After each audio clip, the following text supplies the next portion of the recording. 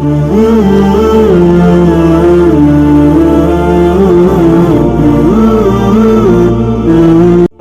वरहमतुल्लाहि वबरकातुहू। आइए नाज़रीन, आज हम हज़रत हुसैन रज़ी अल्लाह तआला अन्हु के कातिलों के अंजाम पर कुछ बातें करें। नाज़रीन, मैं आपको बताता चलूँ, इमाम ज़ुहरी रहमतुल्लाहि अलैह बयान फरमाते हैं कि जो लोग क़त्ल हुसैन में शरीक थे सबको कुछ ना कुछ सज़ा मिली। किसी की हुकूमतें छीन ली गई, तो किसी का चेहरा सिया हो गया, तो किसी का चेहरा मस्ख हो गया, सबको कुछ ना कुछ सज़ा मिली। मैं आपको बताता चलूँ, एक बूढ़ा आदमी है जो रात को बीना था, सुबह नाबीना हो जाता है। ये बंदा हज़रत हुसैन रज़ी अल्लाह तआला अन्हु के क़त्ल में शरीक था। लोगों ने इससे सबब पूछा कि भाई रात को तो आप देखने वाले थे, सुबह अंधे कैसे हो गए? वो शख्स बयान करता है कि मैं रात को सोया हुआ था, आका सल्लल्लाहु अलैहि वसल्लम मेरे ख्वाब में तशरीफ़ लाए, इस हाल में कि आप सल्लल्लाहु अलैहि वसल्लम अपनी आस्तीन को उठाए हुए थे और आप सल्लल्लाहु अलैहि वसल्लम के हाथ में एक तलवार थी। आपने खून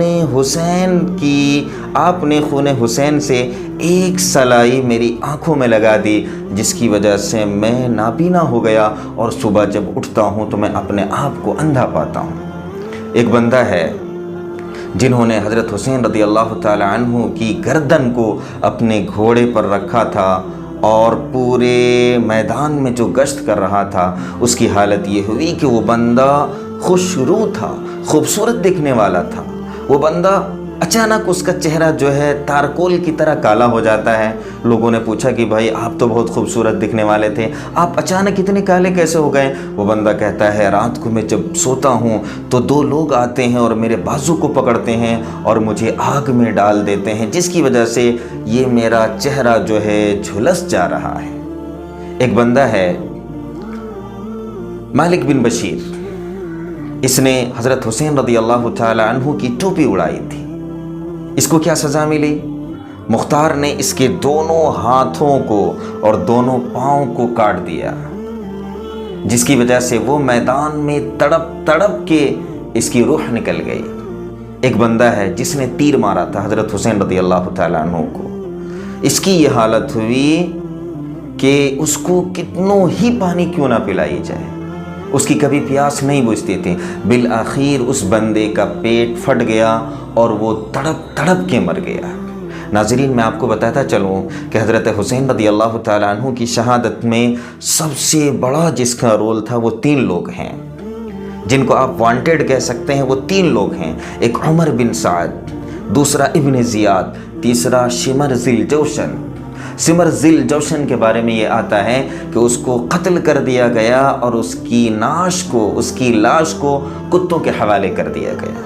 इब्न ज़ियाद की मौत इतनी ख़तरनाक हुई, अम्मारा बिन उमैर का बयान है, वो फरमाते हैं कि इब्न ज़ियाद और उसकी साथियों के लाश को जब मस्जिद में भी तरतीब रखे गए, मैं भी करीब में था, मैं वहाँ पे पहुँचा तो मैं क्या देखता हूँ कि लोगों की ज़बान से एक आवाज़ आ रही है, वो आ गया, वो आया, वो आया, वो आया। मैं करीब जाता हूँ, मैं देखता हूँ भाई क्या आया। मैं जब करीब जाता हूँ तो मैं क्या देखता हूँ कि इब्न ज़ियाद के सर के बीचों बीच एक सांप निकलता है और वो सांप जो है इब्न ज़ियाद के नाक में वो सांप दाखिल होता है। वो सांप अपने सर को थोड़ा बाहर करता है, फिर अंदर करता है, फिर वो सांप अपने सर को बाहर करता है, फिर अंदर करता है। फिर लोगों की ज़ुबान से ये जुमला जारी हो जाता है कि वो आया, वो आया, वो आया, वो आया। उसके बाद नाज़रीन एक और है जिनका नाम है अमर बिन साद।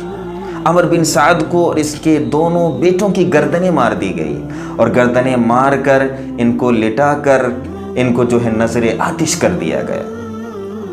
इन तमाम का सरगना जो है, यानी जिनकी हुकूमत थी वो यजीद की मौत तो और भी दर्दनाक हुई है। नाज़रीन, यजीद के बारे में आता है कि हज़रत हुसैन की शहादत के बाद उनकी जो हुकूमत चली है वो सिर्फ एक रिवायत के मुताबिक 2 साल 8 महीना और एक रिवायत के मुताबिक 3 साल 8 महीना। हज़रत हुसैन की शहादत के कुछ ही दिनों बाद इसको ऐसी बीमारी लाहिक हो जाती है जो लाइलाज बीमारी है। किताबों में आता है कि पेट के दर्द की वजह से और आंतों के टीस की वजह से वो ऐसे चीखता था जैसा कि एक जानवर चीखता और चिल्लाता है। حمص میں یزید رہ رہا تھا، اس کو اپنی موت کا یقین ہو گیا، اس کو پتہ چل گیا کہ میں مر جاؤں گا۔ اس نے اپنے بیٹے کو بلایا اور بیٹے کو جو ہے تخت و تاج سونپنا چاہ رہا تھا۔ اپنے بیٹے کو وہ بولنا ہی چاہ رہا تھا کہ اس سے پہلے اس کے بیٹے نے کہا کہ میں ایسے تخت کو، ایسے تاج کو پسند نہیں کرتا جس پر آل رسول کے خون کا دھبا لگا ہوا ہو۔ اب بیٹے کے یہ جواب سننا تھا کہ یزید اور تڑپنے لگا اور چیخنے لگا۔ بالآخر ناظرین اس کی آنتیں سڑ گئی، اس میں کیڑے لگ گئے، اس کے جسم سے بدبو آنے لگی۔ لوگ جو ہے اس کو دفن کرنا بھی پسند نہیں کرتے تھے۔ جیسے تیسے کر کے یزید کو سپرد خاک کیا گیا۔ ایک اور روایت ملتی ہے یزید کی موت کے بارے میں کہ اس کو کسی رومی النسل لڑکی سے جو ہے عشق ہو گیا تھا۔ وہ لڑکی جو ہے یزید سے محبت نہیں کرتا تھا، نفرت کرتا تھا۔ یزید کو تنہائی میں بلایا، یزید تنہائی میں چلا گیا، وہاں جا کے بدمست ہو جاتا ہے۔ اس عورت کو موقع ملتا ہے، وہ عورت جو ہے خنجر کو نکال کر یزید کو ٹکڑے ٹکڑے کر دیتا ہے۔ اس کے بعد ناش کو وہیں پہ چھوڑ دیتی ہے وہ عورت، اور جو ہے وہ وہاں سے بھاگ جاتی ہے۔ کچھ دن چیل، کوے، کتوں کی دعوت ہوتی رہی۔ اس کے بعد لوگوں کو، ان کے چمچوں کو پتہ چلتا ہے تو وہ لوگ جاتے ہیں اور ان کی ناش کو وہیں پہ دفن کر دیا جاتا ہے۔ تو ناظرین یاد رہے کہ ظالم وقتی طور پر کتنوں ہی ظلم کیوں نہ کر لے، لیکن اللہ جب انتقام لینے پر آتا ہے، اللہ جب بدلہ لینے پر آتا ہے تو اللہ اس سے بدلہ لے لیتا ہے۔ اور بالکل ایسے ہی ہوا، جتنے بھی لوگ حضرت حسین رضی اللہ تعالی عنہ کی شہادت میں تھے، قتل کرنے میں تھے، اللہ رب العزت نے مختار کو مسلط کر دیا کوفہ والوں پر، عراق والوں پر، اور تمام کو جو ہے مختار نے تحقیق کر دیا اور قاتلان حسین کا بدلہ لے لیا۔ اسی کو اللہ فرماتا ہے كَذَلِكَ الْعَذَابُ وَلَعَذَابُ الْآخِرَةِ أَكْبَرُ۔ اللہ ہم تمام کو ظلم و زیادتی سے بچنے والا بنائے، آمین۔ وآخر دعوانا